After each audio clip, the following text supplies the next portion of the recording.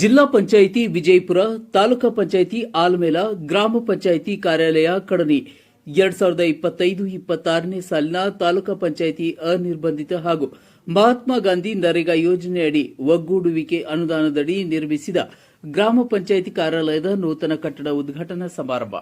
ಕಟ್ಟಡ ಉದ್ಘಾಟನೆಯಿಂದ ಡಾ ಶ್ರೀ ಎಂಬಿ ಪಾಟೀಲ್, ಮಾನ್ಯ ಬೃಹತ್ ಹಾಗೂ ಮಾಧ್ಯಮ ಕೈಗಾರಿಕೆ ಹಾಗೂ ಮೂಲ ಸೌಲಭ್ಯ ಅಭಿವೃದ್ಧಿ ಸಚಿವರು, ಕರ್ನಾಟಕ ಸರ್ಕಾರ, ಜಿಲ್ಲಾ ಉಸ್ತುವಾರಿ ಸಚಿವರು ವಿಜಯಪುರ ನೆರವೇರಿಸಿ ಮಾತನಾಡಿದರು.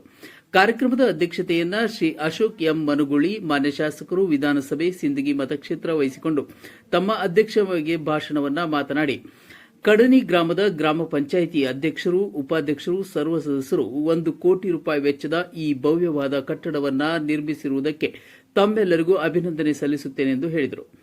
ಗ್ರಾಮ ಪಂಚಾಯಿತಿ ಅಧ್ಯಕ್ಷ ಹಾಗೂ ಉಪಾಧ್ಯಕ್ಷರಿಗೂ ಮತ್ತು ಸರ್ವ ಸದಸ್ಯರಿಗೂ ಮಾನ್ಯ ಶಾಸಕರು ಹಾಗೂ ಸಚಿವರು ವೇದಿಕೆ ಮೇಲೆ ಸನ್ಮಾನಿಸಿ ಗೌರವಿಸಿದರು.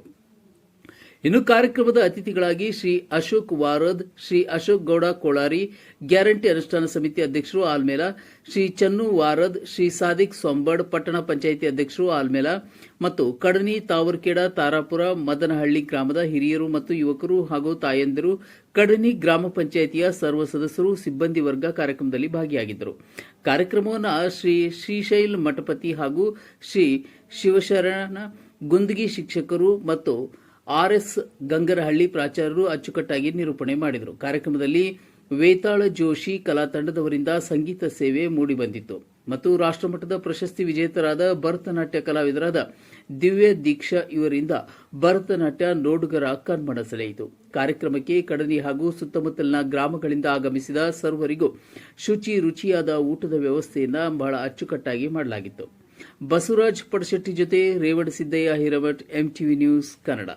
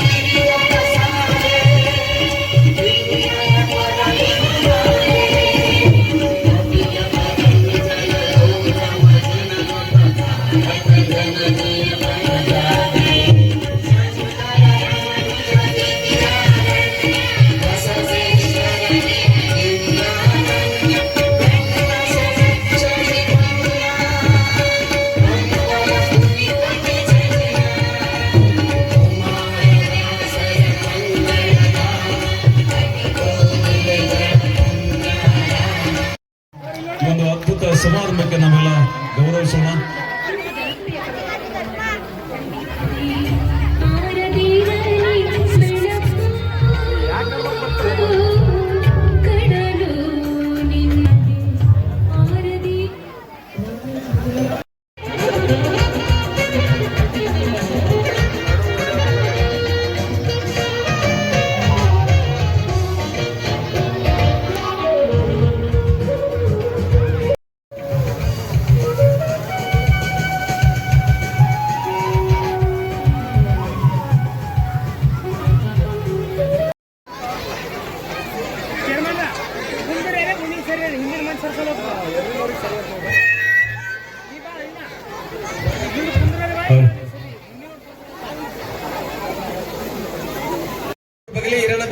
ಬೇಗನೆ ಹೋಗ್ಬೇಕು. ಮಾನ್ಯ ಸಚಿವರು ಕೈಗಾರಿಕಾ ಕ್ಷೇತ್ರದಲ್ಲಿ ಈ ಭವ್ಯವಾದ ಮತ್ತು ಅಷ್ಟೇ ಅರ್ಥಪೂರ್ಣವಾದ ಕಾರ್ಯಕ್ರಮವನ್ನು ತಾವೆಲ್ಲರೂ ಸೇರಿ ಅತ್ಯಂತ ಅಭಿಮಾನದಿಂದ ಇವತ್ತು ಆಚರಣೆ ಮಾಡಿದ್ದೀರಿ. ಬಹುದಿನಗಳ ಕನಸನ್ನು ಇವತ್ತು ನನಸಾಗಿ ಮಾಡುವ ನಿಟ್ಟಿನಲ್ಲಿ ವಿಶೇಷವಾಗಿ ಕಂಡಿ ಗ್ರಾಮ ಪಂಚಾಯತಿ ಅಧ್ಯಕ್ಷರಾದ ಇವತ್ತು ಮುತ್ತು ಕತ್ತಿಯವರು ಇರಬಹುದು, ಉಪಾಧ್ಯಕ್ಷರಾದ ಶ್ರೀಮತಿ ಸಾವಿತ್ರಿ ನಾಟಿಕಾರ್ ಅವರು ಇರಬಹುದು, ಅದರ ಜೊತೆಗೆ ಅವರಿಗೆ ಒಂದು ಸಹಕಾರ, ಒಂದು ಹೆಗಲಿಗೆ ಹೆಗಲು ಕೊಟ್ಟು ಈ ಒಂದು ಅತ್ಯುನ್ನತ ಈ ಕಟ್ಟಡ ನಿರ್ಮಾಣ ಮಾಡಲು ತಾವೆಲ್ಲರೂ ಸಹಕಾರ ನೀಡಿದ್ದಕ್ಕಾಗಿ ಮೊದಲನೇದಾಗಿ ತಮ್ಗೆಲ್ಲರಿಗೆ ಅಭಿನಂದನೆಗಳನ್ನು ಈ ಸಂದರ್ಭದಲ್ಲಿ ಸಲ್ಲಿಸಲಿಕ್ಕೆ ಬಯಸ್ತಾ ಇದ್ದೀನಿ.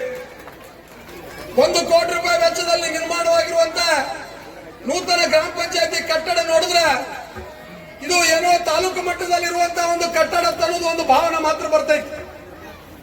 ನಿಮ್ಮೆಲ್ಲರ ಪ್ರಯತ್ನ, ನಿಮ್ಮೆಲ್ಲರ ಶ್ರಮ, ನಿಮ್ಮೆಲ್ಲರ ಈಗ ಈ ಗ್ರಾಮ ಪಂಚಾಯತಿ ಮೇಲೆ ಇರುವಂತಹ ಒಂದು ಪ್ರೀತಿ ಅಭಿಮಾನದ ಮೇರೆಗೆ ಇವತ್ತು ನರೇಗಾ ಯೋಜನೆ ಅಡಿಯಲ್ಲಿ ಬಹಳ ಒಳ್ಳೆಯ ರೀತಿಯಿಂದ ಆ ಒಂದು ಯೋಜನೆ ಸದ್ಬಳಕೆ ಮಾಡಿಕೊಂಡು ನೀವೆಲ್ಲ ಸದಸ್ಯರು, ಅಧ್ಯಕ್ಷರು, ಉಪಾಧ್ಯಕ್ಷರು ಸೇರಿ ಈ ಕಟ್ಟಡ ಗ್ರಾಮ ಪಂಚಾಯತಿದಲ್ಲ, ಈ ಕಟ್ಟಡ ಇವತ್ತು ಸರ್ಕಾರದಲ್ಲ, ಈ ಕಟ್ಟಡ ನಮ್ಮದೇ ಅನ್ನೋ ಒಂದು ಅಭಿಮಾನ ಇಟ್ಟುಕೊಂಡು ಇಂಥ ಒಂದು ಅದ್ಭುತವಾದ ಕಟ್ಟಡವನ್ನು ಇವತ್ತ ನಿಮ್ಮೆಲ್ಲರ ಸಮ್ಮುಖದಲ್ಲಿ ಇವತ್ತು ಲೋಕಾರ್ಪಣೆ ಮಾಡಿದ್ದೀವಿ. ಇವತ್ತು ಗ್ರಾಮ ಪಂಚಾಯತಿಗಳಂದ್ರೆ ಏನಪ್ಪಾ ಅಂತಂದ್ರೆ ಅಭಿವೃದ್ಧಿಯ ಕೇಂದ್ರಗಳು, ಅಭಿವೃದ್ಧಿಯ ಶಕ್ತಿ ಕೇಂದ್ರಗಳು ಗ್ರಾಮ ಪಂಚಾಯತಿ ಅಂದ್ರೆ. ಇವತ್ತು ಕೇಂದ್ರ ಸರ್ಕಾರದಿಂದ ಅನುದಾನ ಬರಬಹುದು, ರಾಜ್ಯ ಸರ್ಕಾರದಿಂದ ಅನುದಾನ ಬರಬಹುದು, ಜಿಲ್ಲಾ ಪಂಚಾಯತಿಯಿಂದ ಬರಬಹುದು, ತಾಲೂಕ್ ಪಂಚಾಯತಿಯಿಂದ ಬರಬಹುದು. ಯಾವುದೇ ಅನುದಾನ ಬಂದರೂ ಸಹಿತ ಅವೆಲ್ಲವನ್ನು ಯಾರು ಅನುಷ್ಠಾನಗೊಳಿಸ್ತಾರಂತಂದ್ರ ಗ್ರಾಮ ಪಂಚಾಯತಿ ಅಧ್ಯಕ್ಷರು, ಸದಸ್ಯರು ಇವತ್ತು ಅನುಷ್ಠಾನಗೊಳಿಸ್ತಾರೆ.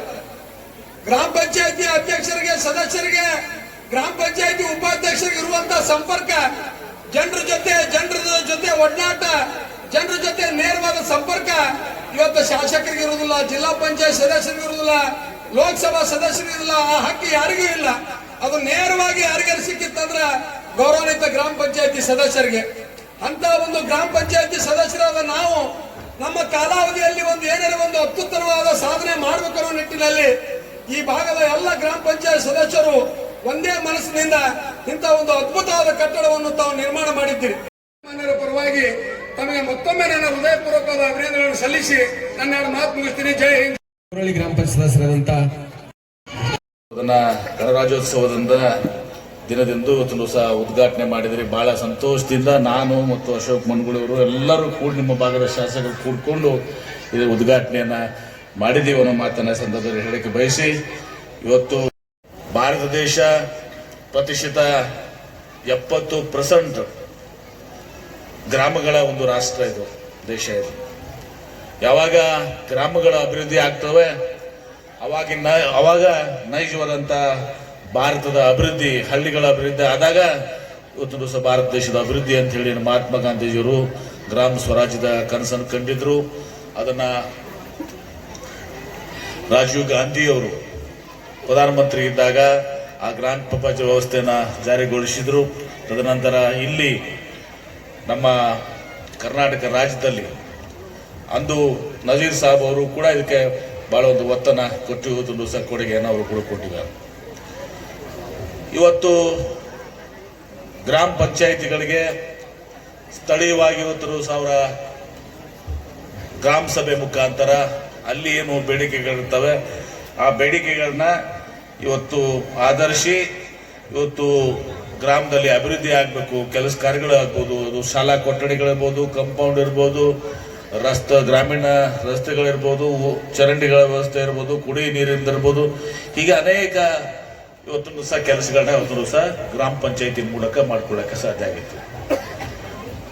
ಇವತ್ತು ಇಲ್ಲಿ ಪ್ರಪ್ರಥಮವಾಗಿ ಎಲ್ಲ ಸದಸ್ಯರು ಇವತ್ತು ಗಣರಾಜ್ಯೋತ್ಸವದ ದಿನ ಅಶೋಕ್ ಮನ್ಗುಳಿ ಅವರು ನಮ್ಮನ್ನು ಬಿಡ್ಲಿಲ್ಲ. ನಮ್ಮ ಮತಕ್ಷೇತ್ರದಾಗೂ ಸಮಸ್ಯೆ ಇದೆ ಇತ್ತು. ಯಾಕಂದ್ರೆ 31ನೇ ತಾರೀಕಿಗೆ ಬಹುಶಃ ಅವರೆಲ್ಲರಿಗೂ ಹೆದರಿಕೆ ಏನಂದ್ರೆ ಇವತ್ತು ಅವಧಿ ಮುಗಿತದ, ಅವಧಿ ಮುಗಿಕ್ಕಿಂತ ಮುಂಚಿತವಾಗಿ ಕಟ್ಟಡಗಳಿಗೂ ಉದ್ಘಾಟನೆ ಆಗ್ಬೇಕು ಅಂತೇಳಿ ಪಾಪ. ಯಾಕಂದ್ರೆ ಅವ್ರು ಬಹಳಷ್ಟು ಶ್ರಮ ವಹಿಸಿ ಎಲ್ಲಾನು ಕೂಡ ಕಟ್ಟಿರ್ತಾರೆ.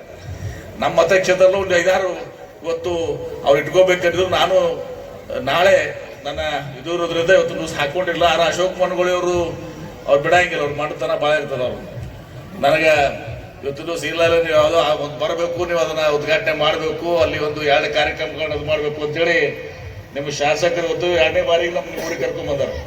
ನಮ್ಮ ಊರಿಗೆ ಬಂದಾರ ಅಂತ ಹೇಳಿರಲ್ಲ, 2ನೇ ಬಾರಿಗೆ ಕರ್ಕೊಂಡ್ ಮಾಡಿದಾರೆ. ಅದೇನೇ ಇರಲಿ, ಬಹಳ ಒಂದು ಪ್ರೀತಿ ವಿಶ್ವಾಸ ಇಟ್ಕೊಂಡು ಎಲ್ಲ ಗ್ರಾಮದ ಹಿರಿಯರು ಎಲ್ಲರೂ ಕೂಡಿ ನಮ್ಮನ್ನ ಬರ್ಮಾಡ್ಕೊಂಡಿದ್ದೀರಿ, ಗೌರವಿಸಿದಿರಿ. ಇವತ್ತು ಪ್ರಮುಖವಾಗಿ ಏನು ಮಹಾತ್ಮ ಗಾಂಧೀಜಿಯವರ ಕನಸಿತ್ತು, ರಾಜೀವ್ ಗಾಂಧಿ ಅವರ ಕನಸಿತ್ತು, ಇವತ್ತು ಬೇಲೂರು ಘೋಷಣೆ ಮೂಲಕ ಇವತ್ತು ಏನು ನಿಮಗೆ ಅಧಿಕಾರವನ್ನು ಕೊಟ್ಟಿದ್ದೀವಿ, ಯಾರು ಶಾಸಕರು ಸದಕ್ಕೆ ನಿಮ್ಮಲ್ಲಿ ಹಸ್ತಕ್ಷೇಪ ಮಾಡಕ್ಕೆ ಸಾಧ್ಯವಿರಲಿಲ್ಲ. ಆದ್ರೆ ಇವತ್ತು ಪರಿಸ್ಥಿತಿ ಏನಾಗಿದೆ, ವಿಶೇಷವಾಗಿ ಮಾಧ್ಯಮದ ಸ್ನೇಹಿತರು ಇಲ್ಲದಿರಿ, ಈ ಮಹಾತ್ಮ ಗಾಂಧಿ ರೋಜ್ಗಾರ್ ಯೋಜನೆಯನ್ನ ಶ್ರೀಮತಿ ಸೋನಿಯಾ ಗಾಂಧಿ ಅವರು UPA ಅಧ್ಯಕ್ಷರಾಗಿ, ಮನಮೋಹನ್ ಸಿಂಗ್ ಅವರು ಪ್ರಧಾನಮಂತ್ರಿ ಆಗಿ ಈ ಗ್ರಾಮ ಪಂಚಾಯಿತಿಗಳಿಗೆ ಒಂದು ಶಕ್ತಿಯನ್ನ ತುಂಬಬೇಕು ಅಂತ ಹೇಳಿ ಮಹಾತ್ಮ ಗಾಂಧಿ ರೋಜ್ಗಾರ್ ಯೋಜನೆ ಅಂತಂದು ಸ್ಥಳೀಯವಾಗಿ ಉದ್ಯೋಗ ಸಿಗ್ಬೇಕು. ಸ್ಥಳೀಯವಾಗಿ ಇವತ್ತು 100 ದಿನಗಳ ಉದ್ಯೋಗ ಅದೇ ಇದೆ. ಕಡನಿ ಗ್ರಾಮ ಅಂದ್ರೆ ಕಡನಿ ಗ್ರಾಮದಲ್ಲಿ ಉದ್ಯೋಗ ಸಿಗ್ಬೇಕು ಮತ್ತು ಆ ಉದ್ಯೋಗದ ಜೊತೆಗೆ ಗ್ರಾಮದ ಅಭಿವೃದ್ಧಿ ಆಗ್ಬೇಕು. ಅದು ಶಾಲೆ ಕಾಂಪೌಂಡ್ ಇರ್ಬೋದು, ಚರಂಡಿ ಇರ್ಬೋದು, ಕೆರೆ ಇರ್ಬೋದು, ಬಾಂಧಾರ ಇರ್ಬೋದು, ಈ ಕೆಲಸಗಳು ಆಗ್ಬೇಕು ಅಂತೇಳಿ ಇವತ್ತು ಬೃಹತ್ ಪ್ರಮಾಣದಲ್ಲಿ ಲಕ್ಷಾಂತರ ಕೋಟಿ ರೂಪಾಯಿ ತನಕ ಕೊಟ್ಟು ಅದನ್ನು ಸಹ ಈ ಮಹಾತ್ಮ ಗಾಂಧಿ ರೋಜ್ಗಾರ್ ಯೋಜನೆಯನ್ನು ಪ್ರಾರಂಭ ಮಾಡಿದರು. ಬದಲಾಯಿಸಿ ಇವತ್ತು ಜಿ ಅಂತ ಒಂದು ಯೋಜನೆಯನ್ನು ಮಾಡಿದ್ದಾರೆ. ಅದು ಅರ್ಥ ಮಾಡ್ಕೋಬೇಕಾದ್ರೆ ಮೊನ್ನೆ ನಾವು ಬಿಜಾಪುರದಲ್ಲಿ ಪತ್ರಿಕಾಗೋಷ್ಠಿ ಮಾಡಿ ಬಹಳ ಸ್ಪಷ್ಟವಾಗಿ ಮೊದಲೇನಿತ್ತು ಈಗೇನು ಅಂತ ಹೇಳಿದೀವಿ. ಮೊದಲು ಏನಾಗಿತ್ತು, ನಿಮ್ಗೆ ಏನು ಕೂಲಿಗಳ ಕಾಂಪೋನೆಂಟ್ ಇರ್ತಿತ್ತು, 100ಕ್ಕೆ 100 ಕೇಂದ್ರ ಸರ್ಕಾರ ಕೊಡ್ತಿತ್ತು. ನಿಮ್ದೇನೋ ರಾಜ್ಯ ಸರ್ಕಾರ ಬರಬೇಕಿತ್ತು ಕೂಲಿಗಳ ಕಾಂಪೋನೆಂಟ್. ಮಟೀರಿಯಲ್ ಕಾಂಪೋನೆಂಟ್ ಏನಿತ್ತಲ್ಲ, ಆ ಮಟೀರಿಯಲ್ ಕಾಂಪೌಂಡ್ ನಾಗ ಏನು ನೀವು ಸ್ಟೀಲ್ ಇದಕ್ಕೆ ಅದಕ್ಕೆ 40% ನಮ್ದು ಇತ್ತು. ಈಗ ಅದನ್ನ ತೆಗೆದ ಮಟೀರಿಯಲ್ ಕಾಂಪೌಂಡ್ಗೂ 40%, ಆ ಕೂಲಿ ಮಾಡಿದ ಕಾಂಪೌಂಡ್ಗೂ 40% ಮಾಡಿದಾರೆ. ಅದಿರ್ಲಿ, ಒಂದು ಭಾಗ ರಾಜ್ಯ ಸರ್ಕಾರಕ್ಕೆ ಸ್ವಲ್ಪ ಭಾರ ಆಗ್ತದ, ಒಂದು 40% ಭಾರ ಆಗ್ತದ, ಅದು ಇರ್ಲಿ ಒಂದು ಭಾಗ. ಆದ್ರೆ ಇಲ್ಲಿವರೆಗೆ ಏನಿತ್ತು ಮಹಾತ್ಮ ಗಾಂಧಿ ರೋಜ್ಗಾರ್ ಯೋಜನೆಯಲ್ಲಿ, ಇವತ್ತು ಮೊದಲು ಆ ಯೋಜನೆಯನ್ನ ರೂಪಿಸಿದಾಗ 200 ಅತಿ ಹಿಂದುಳಿದ ಜಿಲ್ಲೆಗಳನ್ನು ತೆಗೆದುಕೊಂಡು ತದನಂತರ ಅದನ್ನೆಲ್ಲ ಇಡೀ ದೇಶವ್ಯಾಪ್ತಿ ಪ್ರತಿಯೊಂದು ಗ್ರಾಮ ಪಂಚಾಯತಿಗಳಿಗೆ ಅದು ಇವತ್ತು ದಿವಸ ಮಹಾತ್ಮ ಗಾಂಧಿ ರೋಜ್ಗಾರ್ ಹಣ ಹೋಗ್ತಾ ಇತ್ತು. ಈಗ ಇವ್ರು ಏನ್ ಮಾಡಿದಾರೆ ಬದಲಾವಣೆ ಅಂದ್ರೆ, ಅವರು ಆಯ್ಕೆ ಮಾಡ್ತಾರ ಸಮಗ್ರ ಭಾರತದ ಎಲ್ಲ ಹಳ್ಳಿಗಳಿಗೆ ಇಲ್ಲ ಇದು ಅವರು ಆಯ್ಕೆ ಮಾಡ್ತಾರೆ. ಉದಾಹರಣೆಗೆ ಬಿಜಾಪುರದಲ್ಲಿ ಬಬಲೇಶ್ವರ್ ತಗೋಬಹುದು, ಸಿಂದಗಿ ಬಿಡಬಹುದು, ಅಥವಾ ಬಿಜಾಪುರ ಜಿಲ್ಲೆನೇ ಬಿಡಬಹುದು, ಗುಲ್ಬರ್ಗಾ ಜಿಲ್ಲೆ ತಗೋಬಹುದು, ಅಥವಾ ಗುಲ್ಬರ್ಗಾ ಜಿಲ್ಲೆ ಬಿಡಬಹುದು, ಬೀದರ್ ತಗೋಬಹುದು, ಅಥವಾ ಇಲ್ಲಿ ಕಡಮಿ ಗ್ರಾಮದಾಗ ಈ ಗ್ರಾಮ ಪಂಚಾಯತಿ ತಗೋಬಹುದು, ಇನ್ನೊಂದು ಪಂಚಾಯತಿ ಬಿಡಬಹುದು, ಅಥವಾ ಅಲ್ಲಿ ಪಂಚಾಯತಿ ತಗೋಬಹುದು, ಇಲ್ಲಿ ಬಿಡಬಹುದು. ಅವರೇ ಆಯ್ಕೆ ಮಾಡ್ತಾರೆ. ಸಮಗ್ರವಾಗಿ ಎಲ್ಲಾ ಗ್ರಾಮ ಪಂಚಾಯತಿಗಳಿಗಿಲ್ಲ ಇದು. ಒಂದನೇದು ಮೂಲಭೂತ ಇದು. ಎರಡನೇದು, ಇಲ್ಲಿವರೆಗೆ ನೀವು ಗ್ರಾಮ ಸಭೆ ಮಾಡಿ ನಿಮ್ಮ ಊರಾಗ ನೀವೇನು ಕೆಲಸ ಆಯ್ಕೆ ಮಾಡ್ತಿದ್ರಿ, ನೀವು ಮಾಡ್ತಿದ್ರೆ ಇಲ್ವೋ? ಈಗ ಏನಂದ್ರೆ ಕೇಂದ್ರ ಸರ್ಕಾರ ಪುರಸ್ಕೃತ ಯೋಜನೆ, ಕೇಂದ್ರ ಸರ್ಕಾರದ ಯೋಜನೆ ಕೂಡ ಇದನ್ನು ಲಿಂಕ್ ಮಾಡ್ಯಾರ. ಅಂದ್ರೆ ಗ್ರಾಮ ಪಂಚಾಯತಿ ನಮ್ಗೆ ಏನೂ ಅಧಿಕಾರ ಇಲ್ಲ, ಒಂದು ಕಾಂಪೌಂಡ್ ಮಾಡುವ ಅಧಿಕಾರ ಇಲ್ಲ, ಒಂದು ಗಟರ್ ಮಾಡುವ ಅಧಿಕಾರ ಇಲ್ಲ, ಒಂದು ರಸ್ತೆ ಮಾಡೋದಿಲ್ಲ, ಒಂದು ಕುಡಿ ನೀರು ಮಾಡೋದಿಲ್ಲ. ಕೇಂದ್ರ ಸರ್ಕಾರ ಯೋಜನೆಗಳು ಕೂಡ ಇದನ್ನು ಜೋಡಿಸ್ಬೇಕು. ಉದಾಹರಣೆಗೆ ಒಂದು ಯಾವ್ದು ನ್ಯಾಷನಲ್ ಹೈವೇ ನಡೆದಿತ್ತಂದ್ರ ಆ ನ್ಯಾಷನಲ್ ಹೈವೇದಾಗ ಕೆಲಸ ಕೊಡ್ತಾರ, ಆ ಕೆಲಸ ಕೊಂಡು ಕೂಲಿ ತಗೋಬೇಕು ನೀವು. ಕೇಂದ್ರ ಸರ್ಕಾರ ರಾಷ್ಟ್ರೀಯ ಹೆದ್ದಾರಿದ್ದಾರೆ. ಮತ್ತೆ ಅದನ್ನು ಕೂಡ ಮೊದಲು ಕಾಂಟ್ರಾಕ್ಟರ್ಗಳ ಒಂದು ವ್ಯವಸ್ಥೆ ಇದರಲ್ಲಿ ಇರಲಿಲ್ಲ. ಈಗ ಕಾಂಟ್ರಾಕ್ಟರ್ ಇಂಪ್ರೂವ್ ಮಾಡಿದ್ದಾರೆ. ಅಂದ್ರೆ ಈಗ ಯಾಕೆ ಮಾಡ್ಯಾರ ಅಂದ್ರೆ, ಈಗ ಹೇಳಿದ್ನಲ್ಲ ಕೇಂದ್ರ ಸರ್ಕಾರದ ಪುರಸ್ಕೃತ ಯೋಜನೆ ಇರ್ತಾವಲ್ಲ, ಅವೆಲ್ಲ ಕಾಂಟ್ರಾಕ್ಟರ್ಸ್ ತಗೊಂಡಿರ್ತಾರ. ಆ ಕಾಂಟ್ರಾಕ್ಟರ್ ಕೂಲಿ ಮಾಡಿದ್ರು ಈ ಲೆಕ್ಕ ಕಡಿತಾರೆ. ಅಂದ್ರೆ ನಿಮ್ಮ ಮೇಲೆ ಗ್ರಾಮ ಪಂಚಾಯತಿಗಳಿಗೆ ಆಯ್ಕೆ ಮಾಡೋದು ಅವರೇ, ಆಮೇಲೆ ಕೆಲಸ ನಿರ್ಧಾರ ಮಾಡೋರು ಅವರೇ. ರಾಜ್ಯ ಸರ್ಕಾರ ನಾವು 40% ಕೊಡ್ಬೇಕು ಅವರಿಗೆ. ಇವರು ಕೇಂದ್ರದ ಯೋಜನೆಗಳಿಗೆ ನಾವು 40% ಕೊಡ್ಬೇಕು, ಕೊಡ್ತೀವಪ್ಪ. ಆದ್ರೂ ಕೂಡ ಒಂದು ಮಾತು ಹೇಳ್ತಾನೆ, ಗ್ರಾಮ ಪಂಚಾಯತಿಯವರು ಇಲ್ಲಿ ಗ್ರಾಮ ಪಂಚಾಯತಿಯವರು ಆಯ್ಕೆ ಮಾಡ್ಕೊಂಡು ಗ್ರಾಮ ಸಭೆ ಮಾಡಿ ನೀವು ಹಳ್ಳಿಯಾಗ ಏನ್ ಮಾಡ್ಕೊಂಡಿರ್ತೀರ ಊರನವರು, ನಿಮ್ಮ ಕೆಲಸ 40% ಕೊಡಕ್ಕೆ ನಾವು ತಯಾರಿದ್ದೀವಿ. ಆದ್ರೆ ಕೇಂದ್ರ ಸರ್ಕಾರ ಯೋಜನೆಗಳು ಕೂಡ ಇದನ್ನ ಮಿಲಾಪ್ ಮಾಡಿದ್ದಾರೆ. ಬೇಕಾದವ್ರನ್ನ ತಗೋಬಹುದು, ಬೇಡದವ್ರನ್ನ ಬಿಡ್ಬೋದು. ಇನ್ನೊಂದೇನು ಪ್ರಚಾರ ಮಾಡ್ತಾರ, ನಾವು 100 ದಿವಸ ಇದ್ದದ್ದು 125 ದಿವಸ ಮಾಡುವಂತ. 2 ತಿಂಗಳ ಕೃಷಿ ಕಾಲದಲ್ಲಿ 2 ತಿಂಗಳಿಲ್ಲ. ಆಮೇಲೆ ಇಲ್ಲಿ ತನ ಅವರು ಎಷ್ಟು ನಾವು ಮಿನಿಮಮ್, ಈಗ ಏನು ನಮ್ಮ ಕೂಲಿ ಇರ್ತದ, ಮಿನಿಮಮ್ ವೇಜಸ್ ಆಕ್ಟ್ ಅಂತ ಇರ್ತದೆ ಆ ರಾಜ್ಯಗಳಲ್ಲಿ, ಆ ಮನೆಯಲ್ಲಿ ಮಿನಿಮಮ್ ವೇಜಸ್ ಕೊಡ್ತೀವಿ ಅನ್ನೋದು ಎಲ್ಲಿ ಕೂಡ ಅವ್ರು ಹೇಳಿಲ್ಲ. ಇವರೇ ಬಿಜೆಪಿ ಹಾಕ್ತಾರೆ ಸುಮ್ಮನೆ ಸೋಷಿಯಲ್ ಮೀಡಿಯಾ, ನಾವು ಇಟ್ಟು ಕೊಡ್ತೀವಿ ಅಟ್ಟು ಕೊಡ್ತೀವಿ ಅಂತೇಳಿ. ಪೂರ್ತಿ ಆಕ್ಟ್ ತೆಗೆದು ನೋಡ್ರಿ. ನಾ ವಿಜಯಪುರದಾಗ ಒಂದು ಇದನ್ನೇ ಬಿಡುಗಡೆ ಮಾಡಿದ್ದೀನಿ. ಮೊದಲೇನಿತ್ತು, ಈಗೇನದ ಯಥಾಸ್ಥಿತಿ ಎಲ್ಲಾನು ಕೂಡ ಬಿಡುಗಡೆ ಮಾಡಿದ್ದೀನಿ. ಹಿಂಗೆ ಇವತ್ತು ಏನ್ ಮಾಡಿದಾರೆ ಅಂದ್ರೆ, ಆಮೇಲೆ ಮೊದಲಲ್ಲಿ ಮಾನಿಟರಿಂಗ್ ಬೋರ್ಡ್ ಇರ್ತಿತ್ತು ರಾಜ್ಯದ್ದು, ಆಮೇಲೆ ಅದೆಲ್ಲಾನು ಕೂಡ ಜಿಲ್ಲೆಯಲ್ಲೆಲ್ಲ ದೊರೆತಿತ್ತು. ಅದಕ್ಕೆ SC ST ಹಿಂದುಳಿದವರಿಗೆ ಮಹಿಳೆಯರಿಗೆಲ್ಲಾನು ಕೂಡ ದೊರೆತಿತ್ತು. ಅದು ನಿಲ್ಲ ಜೀರೋ.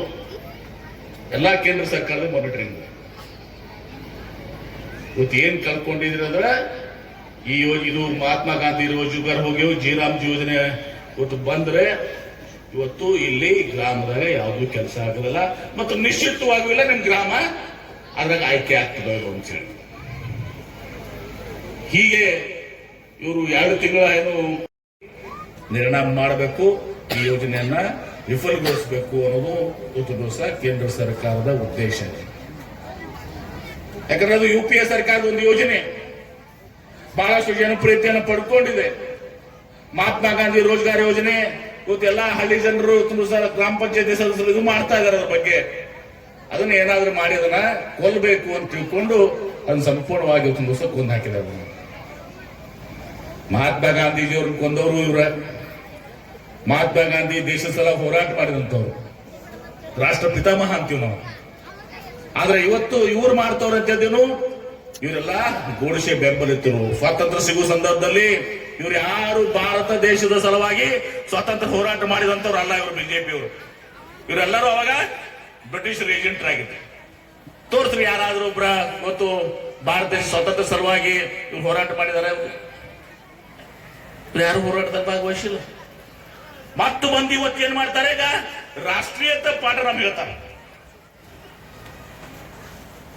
ನಮಗೆ ಯಾರು ದೇಶಕ್ಕೆ ಸ್ವಾತಂತ್ರ್ಯ ತಲುಪಿಸಿಕೊಟ್ಟಿದಾರಲ್ಲ, ನಮಗೆ ಇವ್ರು ರಾಷ್ಟ್ರೀಯತೆ, ರಾಷ್ಟ್ರಾಭಿಮಾನ ಇದನ್ನು ನಮಗೆ ಹೇಳುವಂತ ಕೆಲಸ ಮಾಡ್ತಾರೆ.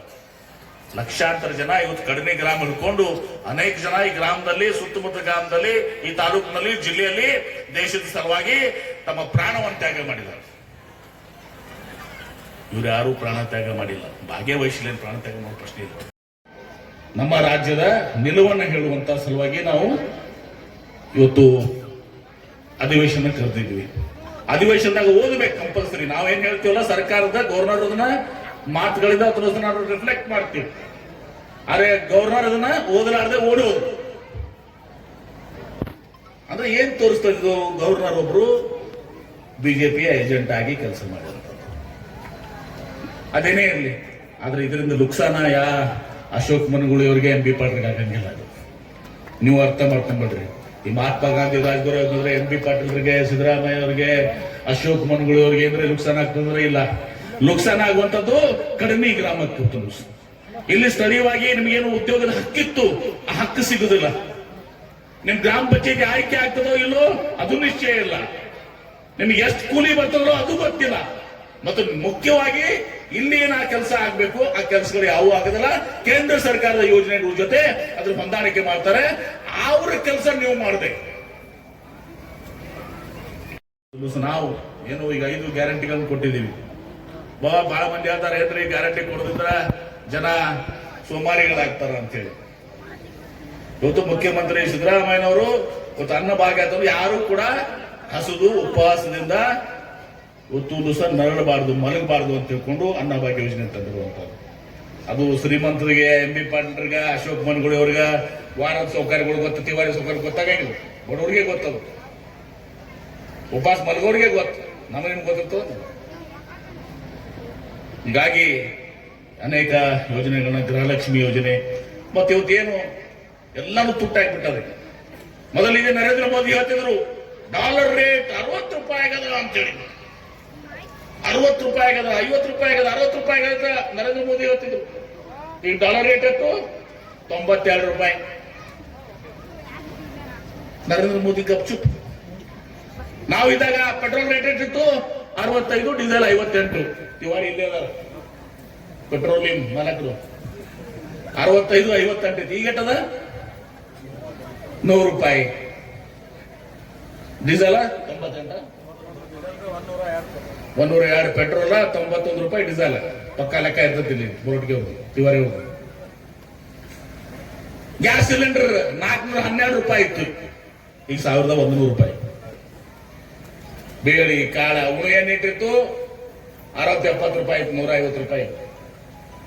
ಮೊದಲು ಕತ್ತಿ ಸೌಕರ ಎಲ್ಲಾನು ತುಟ್ಟಾಗ್ಯಾವ.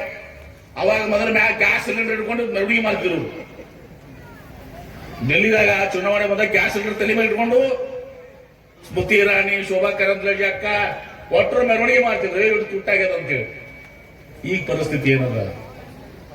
ಅಂತ ಸಂದರ್ಭದಲ್ಲಿ ಇವತ್ತು ಗೃಹಲಕ್ಷ್ಮಿ ಲಕ್ಷ್ಮಿ ಯೋಜನೆಯಲ್ಲಿ ನಾವು 2,000 ರೂಪಾಯಿ ಕೊಡ್ತಾ ಇದಾವಲ್ಲ, ಅದು ಇವತ್ತೊಂದು ದಿವಸ ನಿಮಗೆ ಶಕ್ತಿಯನ್ನು ತುಂಬಿದೆ. ಇವತ್ತೊಂದು ದಿವಸ ಅನ್ನಭಾಗ್ಯ ಯೋಜನೆ ಶಕ್ತಿ ತುಂಬಿದೆ, ಪಡಿತರ ಯೋಜನೆ ಶಕ್ತಿ ತುಂಬಿದೆ, ಶಕ್ತಿ ಯೋಜನೆ ಪಡಿತರ ತಂದಿದೆ, ಶಕ್ತಿ ತುಂಬಿದೆ.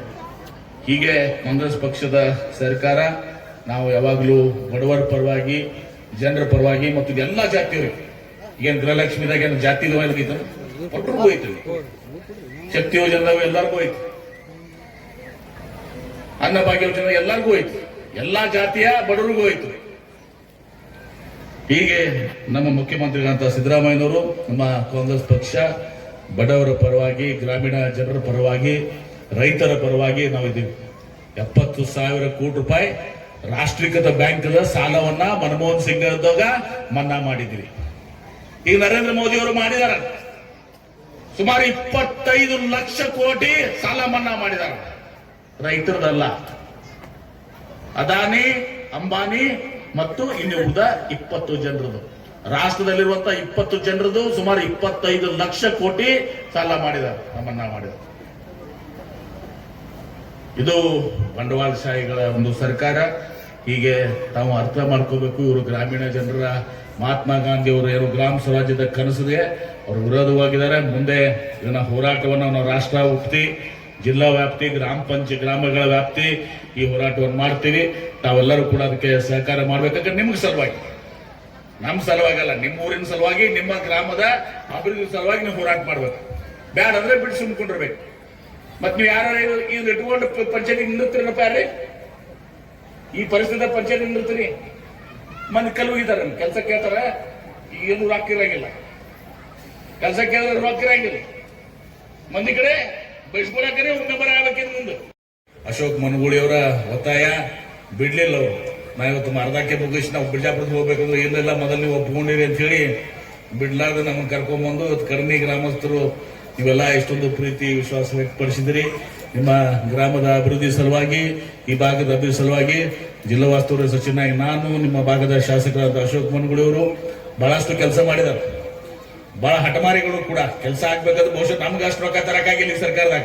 ಅಷ್ಟು ರೊಕ್ಕ ಇವತ್ತು ದಿವಸ ನಿಮ್ಮ ಶಾಸಕರು ನಿಮ್ಮ ಸಲುವಾಗಿ ತಂದ, ನಮಗೆ ಸಿಕ್ಕಿಲ್ಲ. ಮತ್ತು